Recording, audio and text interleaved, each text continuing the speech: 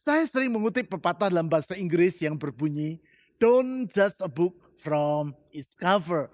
Jangan menilai sebuah buku dari sampulnya. Mengapa demikian? Sebab walaupun sebuah buku memiliki sampul yang indah, namun belum tentu isinya bermutu.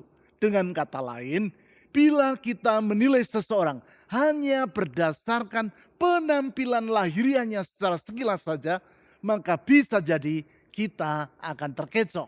Itu sebabnya perubahan kehidupan yang sesungguhnya bukanlah sekadar perubahan lahiriah belaka, namun terlebih lagi yaitu perubahan dari dalam atau perubahan batiniah. Itulah perubahan yang memungkinkan kita menjadi diri kita yang seharusnya. Perubahan yang membawa kita kembali kepada fitrah kita yang semula, yaitu hidup dengan penuh makna dan tidak sia-sia. Bapak Ibu Saudara sekalian, selamat datang di ibadah Gereja Kristen Perjanjian Baru Fajar Pengharapan. Memiliki relasi yang akrab dengan Tuhan akan menguatkan iman kita dalam menghadapi setiap tantangan kehidupan.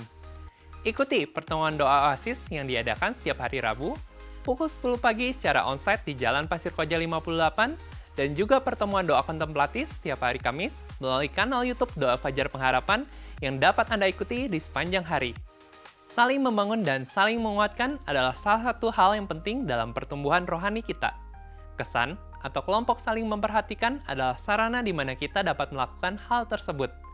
Bila Anda belum terlibat di dalamnya, segera hubungi nomor yang tertera di layar agar pengurus kesan dapat membantu Anda. Bersyukur kepadanya karena kita memiliki Allah yang peduli dan Allah yang bersedia menjawab doa-doa kita. Kirimkan beban doa Anda ke nomor WA 0811 841 765. Para pendoa gereja kita akan mendukung Anda dengan mendoakan setiap beban dan pergumulan Anda tersebut. Informasi dan pengumuman penting lainnya dapat Anda lihat dan ikuti di bagian menjelang akhir ibadah ini. Selamat beribadah!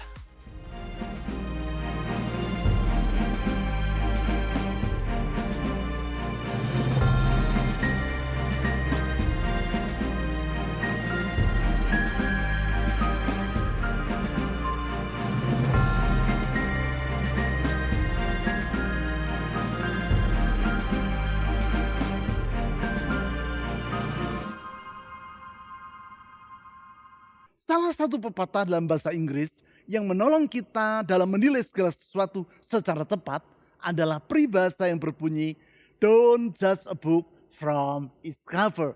Jangan menilai sebuah buku dari sampulnya. Mengapa demikian? Sebab walaupun sebuah buku memiliki sampul yang indah, namun belum tentu isinya bermutu. Demikian pula sebaliknya. Bisa jadi sampulnya nampak sederhana saja, tetapi isi dari buku itu sangatlah berbobot. Pesan yang ingin disampaikan melalui pepatah tersebut adalah agar kita tidak menilai seseorang semata-mata berdasarkan penampilan lahiriahnya saja. Sebab bisa jadi dari sisi penampilan lahiriahnya, seseorang terkesan sebagai pribadi yang santun. Dengan menilai cara bicaranya sangat halus dan kalimat-kalimat yang diucapkan tertata rapi, bisa saja kita beranggapan bahwa dia adalah pribadi yang dapat dipercaya. Padahal bukannya tidak mungkin, justru orang itu adalah seorang penipu kelas berat dan pemain watak yang sangat mahir. Alhasil, begitu suara lengah sedikit saja, maka dompet saudara akan langsung hilang melayang. Memang kalau kita tidak waspada, acap kali penampilan lahiriah seseorang akan mengelabui kita. Hal seperti itu pernah saya ceritakan dalam khotbah saya yang lalu, yaitu tentang apa yang dialami oleh kenalan saya, seorang gembala jemaat di sebuah kota di Jawa Tengah. Ibadah dari gereja yang ia gembalakan dihadiri oleh ribuan orang, sehingga ia tidak dapat mengenal warga jemaatnya satu persatu. Suatu hari Minggu pagi, lewat jendela di lantai kedua di gedung gereja, kenalan saya tadi melihat seorang pria berusia setengah baya memarkir mobilnya di halaman gereja. Kemudian laki-laki itu keluar dari mobilnya lalu membukakan pintu mobil untuk istrinya. Setelah itu sambil bergandengan tangan, suami istri tersebut berjalan masuk ke dalam gedung gereja. Dalam hati, gembala jemaat ini berkata, "Wah, pasangan suami istri yang ideal. Mereka sudah berusia cukup lanjut, namun masih bersikap romantis sekali. Minggu depannya, tanpa sengaja, dari jendela di lantai kedua gedung gereja, ia melihat pemandangan yang sama. Keluar dari mobilnya, suami itu segera membuka pintu mobil untuk istrinya, lalu menggandeng sang istri masuk ke dalam gedung gereja untuk beribadah. Karena merasa sangat terkesan, maka minggu depannya gembala jemaat itu dengan sengaja menanti dari balik jendela dan melihat ke arah halaman gereja. Tidak lama kemudian, ia melihat mobil yang ditumpangi suami istri itu masuk ke halaman gereja. Seperti minggu-minggu sebelumnya, sang suami turun dari mobil, membukakan pintu mobil untuk istrinya, lalu menggandeng sang istri. Sementara pasangan suami istri itu berjalan ke gedung gereja sambil bergandengan tangan. Segera kenalan saya tadi memanggil salah seorang staf gereja. Ia berkata, coba kamu perhatikan suami istri itu. Nanti selesai ibadah, kamu cari mereka dan tanyakan alamat rumah mereka. Saya ingin mengenal mereka dan mengundang mereka untuk membagi kesaksian dalam pertemuan suami istri di gereja kita. Kesaksian tentang bagaimana menjaga keharmonisan rumah tangga sampai usia lanjut. Hari Seninnya, berdasarkan alamat yang diinformasikan oleh staf gerejanya tadi, kenalan saya dan istrinya pergi berkunjung ke rumah suami istri itu. Sesampainya di sana, mereka berdua disambut oleh sang ibu. Setelah duduk dan berbincang sedikit, kenalan saya yang adalah gembala jemaat tadi bertanya kepada sang ibu, "Bapak kemana, Bu? Apakah sedang berada di kantor?" Ibu itu menjawab, "Suami saya sedang tidak di rumah, Pak Pendeta." Lalu ibu tadi berkata lebih lanjut, "Pak Pendeta, alangkah indahnya hidup ini kalau setiap hari adalah hari Minggu." Kenalan saya bertanya, "Maksud ibu bagaimana?" Ibu tersebut menjawab, "Karena kalau hari Minggu saya baru merasakan hidup benar-benar sebagai seorang istri." Kenalan saya semakin kebingungan sehingga ia bertanya lagi, "Benar-benar sebagai seorang istri? Maksudnya bagaimana, Bu?" Ibu itu pun menjelaskan, "Setiap minggu pagi suami saya datang ke rumah dan menjemput saya untuk pergi ke gereja.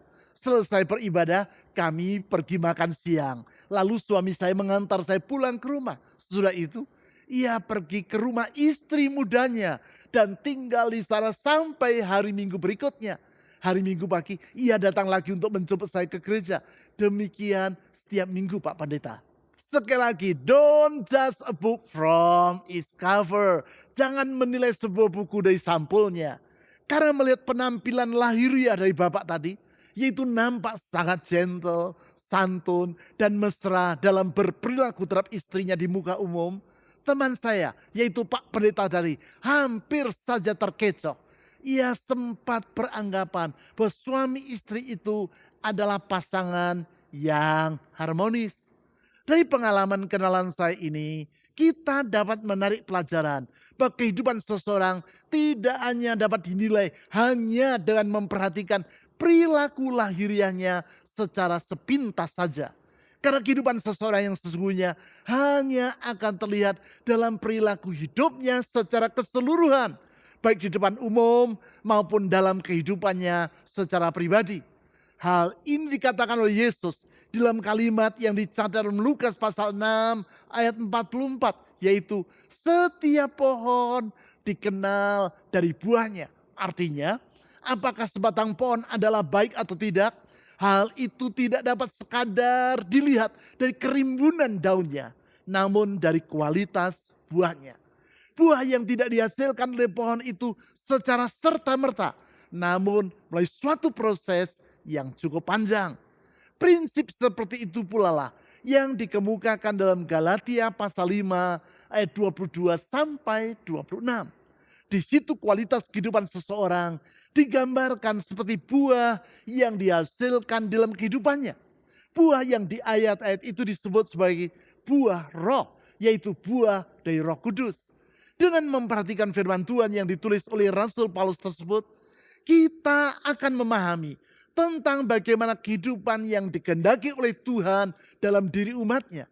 Selain itu, kita juga akan ditolong untuk mengerti Apakah langkah-langkah yang kita perlu lakukan agar dapat menjadi diri kita yang seharusnya becoming who we were meant to be. Mari kita baca ayat-ayat tersebut. Galatia pasal 5 ayat 22 sampai 26. Namun buah roh ialah kasih, sukacita, damai sejahtera, kesabaran, kemurahan, kebaikan, kesetiaan, kelemah lembutan, dan penguasaan diri. Tidak ada hukum yang menentang hal-hal itu. Ayat 24. Mereka yang milik Kristus Yesus telah menyalibkan daging dengan segala hawa nafsu dan keinginannya.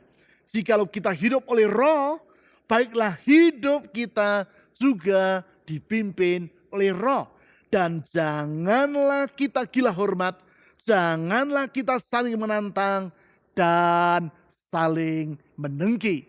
Seperti yang kita lihat di ayat 22 sampai 23 ditulis tentang 9 sifat atau karakter yang Tuhan kehendaki agar bertumbuh dalam kehidupan umatnya. Ke-9 sifat atau virtues tersebut adalah kasih, sukacita, damai sejahtera, kesabaran, kemurahan, kebaikan, kesetiaan, kelemah lembutan, dan penguasaan diri. Itulah pelbagai karakter yang ada pada Kristus yang juga harus mewarnai kehidupan para pengikutnya. Sehingga di ayat 24 secara tidak langsung diutarakan bahwa semua itu merupakan ciri dari mereka yang menjadi milik Kristus. Memang ke-9 sifat yang ditulis di ayat 22 sampai 23 tersebut bukan merupakan daftar yang lengkap dari seluruh sifat Tuhan Yesus. Karena sifat-sifat Kristus yang lain seperti rendah hati, pengampun, tabah, maha adil, dan masih banyak lainnya yang tidak tertulis di situ. Namun demikian, ke-9-nya menggambarkan kualitas yang hakiki dari karakter Kristus. Karakter yang juga dibentuk oleh Roh Kudus dalam diri para pengikut Yesus. Sehingga kalau ke-9 sifat yang disebut sebagai buah roh itu semakin terlihat dalam hidup seseorang, maka itu merupakan pertanda bahwa orang itu semakin hidup dengan mencerminkan karakter Kristus. Apabila hal ini dikaitkan dengan formasi rohani atau spiritual formation yang menjadi pokok bahasan kita di sepanjang bulan ini, maka dapat disimpulkan bahwa formasi rohani adalah proses pembentukan agar hidup kita semakin menghasilkan buah roh. Sebab seperti yang berulang-ulang telah saya utarakan di minggu-minggu yang lewat, formasi rohani Kristiani atau Christian Spiritual Formation adalah proses pembentukan menjadi serupa dengan Kristus oleh pertolongan Roh Kudus demi hidup selaras dengan tujuan Allah. Saya ulangi, formasi rohani Kristiani adalah proses pembentukan menjadi serupa dengan Kristus oleh pertolongan Roh Kudus demi hidup selaras dengan tujuan Allah. Dalam hal ini perlu dicatat bahwa makna dari menjadi serupa dengan Kristus antara lain adalah hidup yang mencerminkan sifat-sifat Kristus. Atau yang dalam Galatia pasal 5 ayat 22 sampai 23 disebut sebagai buah roh. Disebut sebagai buah roh karena sifat-sifat itu merupakan hasil pekerjaan Roh Kudus dalam membentuk kehidupan kita. Atau yang dalam definisi formasi rohani Kristiani tadi diistilahkan sebagai oleh pertolongan Roh Kudus. Oleh pertolongan Roh Kudus atau pekerjaan Roh Kudus yang menghasilkan buah roh dalam kehidupan kita. Dari situ kita dapat mengambil pelajaran bahwasanya bila kita ingin hidup semakin selaras dengan rancangan Allah, yaitu hidup sesuai dengan fitrah kita yang seharusnya, maka semakin diperlukan penyerahan diri kepada Roh Kudus. Penyerahan diri yang di dalam Galatia pasal 5 ayat 24 sampai 26 dijelaskan sebagai tindakan yang pertama, menyalibkan keinginan yang bertentangan dengan kehendak Tuhan. Saya ulangi, wujud dari penyerahan diri kepada Roh Kudus adalah dengan menyalibkan keinginan yang bertentangan dengan kehendak Tuhan. Ketika kita mempraktikkan hal ini, maka Roh Kudus akan semakin menghasilkan buahnya dalam hidup kita. Itulah karya Roh Kudus yang bekerja dalam hidup kita, sehingga sifat atau gambar Kristus akan semakin terbentuk dalam diri kita. Kebenaran ini diutarakan di ayat 24 sebagai berikut. Galatia pasal 5 ayat 24. Mereka yang memiliki Kristus Yesus telah menyalibkan daging dengan segala hawa nafsu dan keinginannya. Yang dimaksudkan dengan frasa menyalibkan daging di ayat ini adalah berkata tidak kepada segala keinginan dalam diri kita yang bertentangan dengan kehendak Tuhan. Itulah yang Tuhan Yesus ajarkan kepada para muridnya di dalam Matius pasal 16 ayat 24 dengan berkata, jika seseorang mau menjadi pengikutku, ia harus menyangkal dirinya, memikul salibnya, dan mengikut aku. Dengan kata lain, menyalibkan daging dan menyangkal diri adalah dua istilah yang berbeda dengan maksud yang sama, yaitu berkata tidak kepada segala keinginan yang bertentangan dengan kehendak Tuhan. Itulah keinginan-keinginan yang di dalam Galatia pasal 5 ayat 16 sampai 21 disebut sebagai keinginan daging. Untuk jelasnya, saya ajak saudara membaca Galatia pasal 5 ayat 16 sampai 17. Dikatakan demikian, maksudku hiduplah oleh Roh dan kamu tidak akan menuruti keinginan daging. Sebab keinginan daging berlawanan dengan keinginan Roh. Di sini disebutkan adanya keinginan daging yang berlawanan dengan keinginan Roh, yaitu keinginan Tuhan.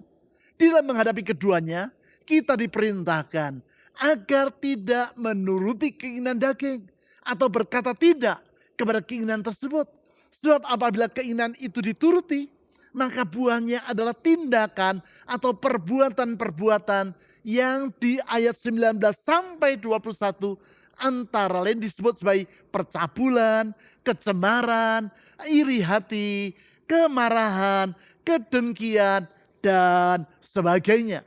Semua perbuatan itu bila saudara bandingkan dengan buah Roh di ayat-ayat selanjutnya, yaitu ayat 22 sampai 23, antara lain yaitu kasih, sukacita, damai sejahtera, maka akan terasa seperti membandingkan ruangan yang sesak, kotor, gelap, dan pengap dengan ruangan yang lapang, bersih, terang, dan terasa lega karena udara yang segar mengalir dengan leluasa.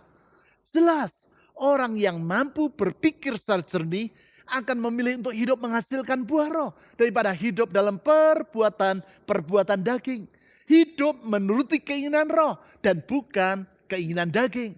Lebih jauh tentang menyalibkan daging ini, kita perlu menyadari bahwa sesungguhnya kita tidak dapat menyalibkan diri kita sendiri.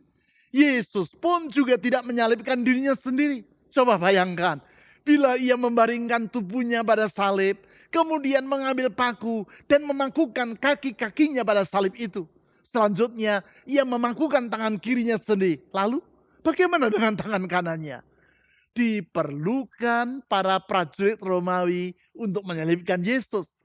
Demikian juga dengan diri saudara. Roh Kudus memakai orang-orang di sekitar saudara menjadi prajurit Romawi yang bertugas untuk menyalibkan diri saudara. Orang-orang itu bisa jadi adalah rekan sekerja saudara, mertua saudara, tetangga saudara, dan pelbagai orang lainnya. Saya berkata seperti ini bukan dengan maksud untuk mengajar saudara agar memanggil mertuamu dengan julukan prajurit Romawi. Jangan berkata kepada istrimu, "Ma, tadi prajurit Romawi datang ke rumah ya?" Saya tidak bermaksud mengajar saudara seperti itu. Namun kalau saudara berdoa, Tuhan, aku ingin hidup semakin serupa dengan gambaranmu, yaitu hidup yang menghasilkan buah Roh. Ingatlah bahwa itu adalah doa yang sangat manjur. Tuhan bertanya, buah Roh yang mana? Saudara menjawab, buah Roh, yaitu kesabaran. Seperti yang Tuhan katakan dalam Galatia pasal 5 ayat 22. Seperti yang saya katakan tadi, Itu adalah doa yang sangat manjur. Sebab Tuhan akan langsung berkata kepada malaikat, kirim prajurit Romawi ke rumah dia. Siapakah prajurit Romawi itu? Bisa siapa saja, tukang sayur, tetangga sebelah, atau teman sepelayanan, dan banyak lainnya lagi. Ketika para prajurit Romawi itu mengusik saudara, sehingga amarah mulai timbul dalam hati saudara. Di saat itu saudara harus belajar berkata tidak kepada keinginan untuk marah, dan berkata ya kepada kesabaran yang merupakan buah roh. Itulah cara Roh Kudus dalam membentuk kehidupan kita. Itulah salah satu bentuk dari penyerahan diri kepada Roh Kudus, dengan menyalipkan segala keinginan yang bertentangan dengan kehendak Tuhan tadi. Selanjutnya yang kedua, wujud dari penyerahan hidup kepada Roh Kudus adalah dengan memasrahkan diri ke dalam tuntunan Roh Kudus. Saya ulangi, wujud dari penyerahan diri kepada Roh Kudus yang mengakibatkan buah roh semakin bertumbuh dalam hidup kita adalah memasrahkan hidup ke dalam tuntunan Roh Kudus. Tentang hal itu di dalam Galatia pasal 5 ayat 25 ditulis sebagai berikut. Jikalau kita hidup oleh roh, baiklah hidup kita juga dipimpin oleh roh. Artinya, bila kita hidup di dalam sikap berserah kepada pembentukan Roh Kudus, penyerahan diri yang mengakibatkan buah roh semakin bertumbuh dalam hidup kita, maka kita juga harus hidup di dalam pimpinan atau tuntunan Roh Kudus. Sebaliknya dari menuruti keinginan daging, yaitu keinginan-keinginan dalam diri kita yang bertentangan dengan kehendak Tuhan. Maka seperti yang ditulis dalam Galatia pasal 5 ayat 16 tadi, dan yang dipertegas di dalam Galatia pasal 6 ayat 25, kita harus hidup dengan menuruti keinginan Roh Kudus. Berarti berserah kepada Roh Kudus bukanlah suatu sikap yang pasif, yaitu dengan berkata, hidup ini terserah kepada Roh Kudus sajalah. Kalau dia menyuruh saya bergerak, ya saya bergerak. Kalau dia diam, saya tidak akan melakukan apapun juga. Mengalir saja, mengalir, ngeflow. Kalau Roh Kudus menyuruh saya pergi berbelanja, baru saya akan berbelanja. Kalau hari Minggu Roh Kudus menyuruh saya ke gereja, ya baru saya ke gereja. Kalau dia tidak berbicara, ya artinya hari Minggu itu saya tidak usah ke gereja. Yang penting mengalir saja bersama Roh Kudus. Itu bukan hidup menurut pimpinan Roh Kudus, namun hidup menurut pimpinan roh malas. Kemalasan yang dibungkus dengan sikap dan laga super rohani. Sebab seperti yang telah saya utarakan tadi, berserah kepada Roh Kudus bukanlah suatu sikap yang pasif, namun suatu sikap yang aktif. Dalam hal ini yaitu aktif dengan melakukan apa yang dinasihatkan di dalam Alkitab. Kita melakukan perintah-perintah Tuhan itu bukan dengan arogan, bukan dengan rasa paling suci dan rohani seperti orang Farisi, namun dengan menjaga hati agar senantiasa bersikap rendah hati dan hidup di dalam kasih kepada Tuhan. Memang dari waktu ke waktu Roh Kudus berbicara dalam lubuk sanubari kita dengan suara yang lembut atau still small voice. Ia menuntun kita dalam membuat langkah-langkah yang spesifik. Di samping itu ia juga dapat berbicara kepada kita melalui berbagai sarana lainnya. Seperti mimpi, nasihat yang diberikan oleh orang lain, nubuatan, penglihatan, dan berbagai cara lainnya. Namun seperti yang telah saya katakan berulang-ulang, utamanya Roh Kudus berbicara kepada kita melalui Alkitab, yaitu firman Allah yang tertulis. Sehingga semua tuntunan Roh Kudus tidak akan pernah bertentangan dengan prinsip-prinsip yang diajarkan dalam Alkitab. Tentang hal itu saudara dapat melihat khotbah saya yang berjudul Pentingnya Mendengar Tuntunan Tuhan yang dapat saudara ikuti melalui kanal YouTube Fajar Pengharapan. Sekarang yang ketiga, wujud dari penyerahan hidup kepada Roh Kudus adalah dengan mengamalkan relasi dalam sikap yang menyenangkan Roh Kudus. Saya ulangi, wujud dari penyerahan diri kepada Roh Kudus yang mengakibatkan buah roh semakin bertumbuh dalam hidup kita adalah dengan mengamalkan relasi dalam sikap yang menyenangkan Roh Kudus. Hal tersebut diutarakan di dalam Galatia pasal 5 ayat 26 seperti demikian. Dan janganlah kita gila hormat. Janganlah kita saling menantang dan saling mendengki. Nasihat yang disampaikan di ayat ini hanya dapat dipraktikkan dalam konteks relasi atau komunitas.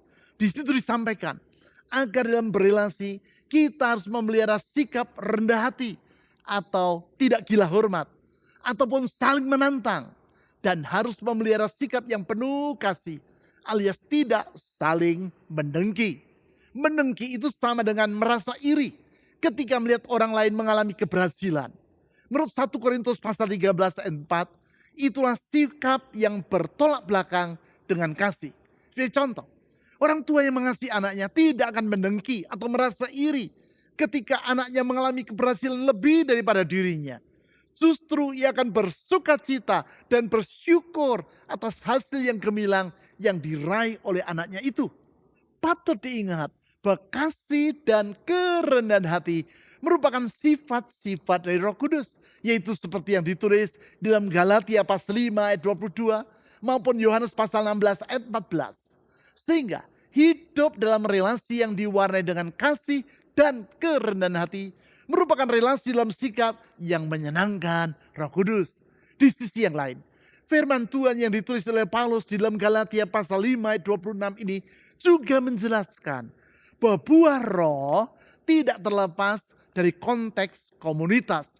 Dengan kata lain, formasi rohani atau perubahan kehidupan sehingga menjadi semakin serupa dengan Kristus berlangsung di dalam relasi dengan sesama. Orang tidak akan dapat berubah menjadi semakin serupa dengan Kristus karena ia pergi ke gunung menyendiri dan terasing dari semua orang yang lain. Bukan. Kekristenan bukanlah sistem pembentukan rohani yang bersifat individualistis seperti itu. Dengan demikian bukan berarti kita tidak memerlukan waktu untuk menyendiri guna berkomunikasi secara pribadi dengan Tuhan, atau yang lazim disebut sebagai silence and solitude. Seperti yang telah saya uraikan dalam khotbah saya dengan judul Keheningan yang Menyegarkan. Kita sangat memerlukan waktu-waktu yang seperti itu. Namun hanya dengan mempraktikkan silence and solitude atau keheningan dan kesendirian saja, kita tidak akan dapat menghasilkan buah roh. Yesus memberi contoh tentang hal itu. Di dalam keempat kitab Injil, berulang-ulang dicatat, Yesus pergi ke tempat-tempat yang sunyi dan berdoa seorang diri di sana. Artinya, tak jarang Yesus mengambil waktu untuk masuk ke dalam keheningan dan kesendirian guna menjalin komunikasi yang mendalam dengan Allah Bapa. Hanya saja, ia tidak terus-menerus tinggal menyendiri di tempat-tempat yang sunyi. Sebagian besar dari waktunya ia berikan untuk para muridnya dan orang banyak yang mencari dia. Artinya, di sini diperlukan keseimbangan antara hidup dalam komunitas dan waktu menyendiri bersama dengan Allah. Di dalam komunitas sesama pengikut Kristus, yaitu gereja, disitulah Roh Kudus membentuk kehidupan kita. Bila di situ saudara mempraktikkan relasi yang antara lain diwarnai dengan kasih dan kerendahan hati, maka di sanalah Roh Kudus akan membentuk saudara untuk menjadi semakin serupa dengan Kristus. Relasi kasih dan kerendahan hati ini tidak terlepas dari langkah untuk melayani. Sebab hanya dengan terlibat di dalam pelayanan, barulah kasih dan kerendahan hati bukan sekadar slogan atau angan-angan belaka, namun praktik kehidupan. Masalahnya, acap kali di gereja orang bersikap seperti datang ke rumah makan. Apa yang dipikirkan orang ketika ia datang ke rumah makan? Inilah yang mereka pikirkan, yaitu apakah menunya cocok dengan selera saya? Apakah pelayanannya sesuai dengan yang saya inginkan? Singkat kata, yang ia pikirkan adalah kepentingan dirinya sendiri, seleranya sendiri, dan kenyamanan dirinya sendiri. Hal yang sama sering terjadi di dalam gereja. Seharusnya gereja tidak diperlakukan seperti rumah makan, tetapi sebagai suatu keluarga. Sebagaimana layaknya suatu rumah tangga, Semua orang saling melayani satu sama lain. Dan bukan hanya memperhatikan kepentingannya sendiri. Dalam relasi yang diwarnai dengan kasih dan kerendahan hati. Yaitu sikap yang menyenangkan Roh Kudus seperti itulah. Maka buah roh akan semakin bertumbuh lebat dalam kehidupan kita. Dengan kata lain, melaluinya hidup kita akan dibentuk menjadi semakin serupa dengan Kristus. Di dalam 4 minggu ini, secara berturut-turut kita telah melihat 4 sikap yang diperlukan dalam menanggapi pembentukan rohani yang Tuhan kerjakan dalam hidup kita. Pembentukan atau formasi rohani agar kita menjadi semakin serupa dengan Kristus. Keempat sikap tersebut adalah yang pertama, yaitu hidup berserah kepada Tuhan. Dalam hal ini, yaitu berserah kepada kehendaknya atau letting go. Yang kedua, yaitu memilih kerendahan hati atau choosing humility. Yang ketiga, yaitu menjalin relasi yang akrab dengan Kristus atau staying connected. Hari ini, kita telah melihat sikap yang keempat, yaitu menyerahkan diri kepada Roh Kudus yang bekerja untuk menumbuhkan buah roh dalam diri kita atau growing within. Minggu depan kita akan teruskan pokok bahasan kita ini dengan melihat bagaimana agar kita dapat hidup selaras dengan tujuan Allah atau living aligned. Dalam semuanya itu kita perlu menyadari bahwa Tuhanlah yang membentuk kehidupan kita. Sebagai tanggapan yang perlu kita lakukan adalah hidup dengan semakin berserah kepada pembentukan yang Ia kerjakan. Tuhanlah yang mengambil inisiatif untuk membentuk hidup kita agar kembali kepada fitrah kita yang semula, yaitu sebagai penyandang citra Allah. Dia pula lah yang mengambil inisiatif untuk mendamaikan diri kita dengan dirinya. Pendamaian yang Ia lakukan melalui pengorbanan dirinya sampai mati di kayu salib. Singkat kata, hidup kita ini adalah karena anugerah Allah. Anugerahnya dalam Kristus Yesus yang patut kita syukuri dan sambut dengan iman. Anugerah Allah yang memberikan pengharapan bagi semua kita. Mari kita berdoa. Kami sungguh bersyukur kepadamu ya Allah. Karena anugerah-Mu itu begitu sangat besar dalam diri kami. Dalam anugerah, Engkau telah hadir di dunia bersama dengan manusia, mengorbankan diri sampai mati dalam kehinaan, yaitu di kayu salib. Demi kami manusia yang hina, yang seharusnya binasa. Sungguh ajaib anugerah-Mu, karena melaluinya Engkau memperdamaikan diri kami dengan diri-Mu. Dan dari sanalah kami memiliki harapan akan masa depan kami. Dan bukan hanya itu saja, Engkau terus bekerja dalam diri kami. Melalui Roh-Mu membentuk hidup kami. Sampai wajah-Mu tertampilkan dalam hidup kami. Citra gambar Kristus terlihat melalui kehidupan kami. Buah roh semakin bertumbuh lebat dalam hidup kami. Dalam kesadaran betapa kami memerlukan anugerah Allah. Kami menyerahkan diri kami ke dalam tangan-Mu ya Tuhan. Bentuk kami sesuai dengan kehendak-Mu. Jadikan kami seperti yang Tuhan kehendaki. Kami menyerahkan hidup ini ke dalam tangan Tuhan. Dengan percaya kalau hidup adalah dalam tangan Tuhan. Berarti kami hidup di tangan yang sangat bertanggung jawab. Karena Tuhan tidak akan pernah tinggalkan kami. Tuhan yang membentuk kami. Tuhan pula yang menyediakan hari depan bagi kami. Dengan percaya kepada janji dan kesetiaan-Mu. Saya berdoa Tuhan Yesus. Ulurkan tangan-Mu yang penuh dengan kasih dan kesetiaan itu. Menjamah setiap orang yang berseru memanggil nama-Mu. Memohon pertolongan-Mu. Ulurkan tangan-Mu yang menyembuhkan dan memulihkan itu. Menyembuhkan rumah tangga dan memulihkan masa depan. Membarui kehidupan. Memulihkan ekonomi kami. Memberikan mujizat dan pertolongan. Karena sesungguhnya mujizat Tuhan belum pernah berakhir. Dan tidak akan pernah selesai. Kepadamu dan di dalam nama-Mu ya Tuhan Yesus. Kami telah berdoa. Amin.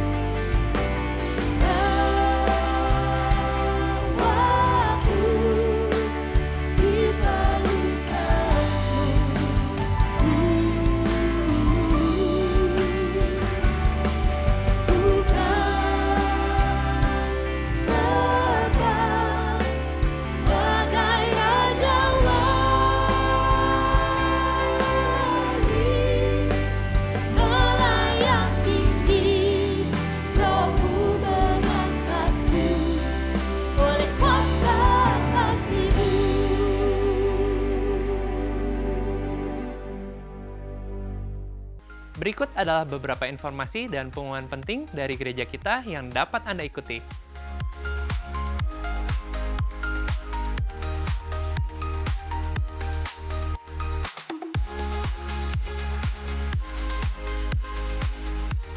Persembahan dan persepuluhan sebagai ungkapan kasih dan syukur kita kepada Tuhan dapat Anda berikan dengan memasukkannya ke dalam kotak persembahan, atau melalui rekening bank, atau dengan cara men-scan QR Code dengan menggunakan aplikasi dompet digital. Ibadah online GKPB Fajar Pengharapan dapat Anda ikuti setiap saat mulai hari Sabtu, pukul 5 sore melalui YouTube, website, dan aplikasi yang tertera di layar. Berbagai informasi penting lainnya dari gereja kita dapat Anda ikuti melalui website www.fajarpengharapan.net atau melalui aplikasi GKPB Fajar Pengharapan serta Instagram GKPB Fajar Pengharapan. Bapak Ibu, Saudara sekalian, sehat selalu dan sampai jumpa minggu depan.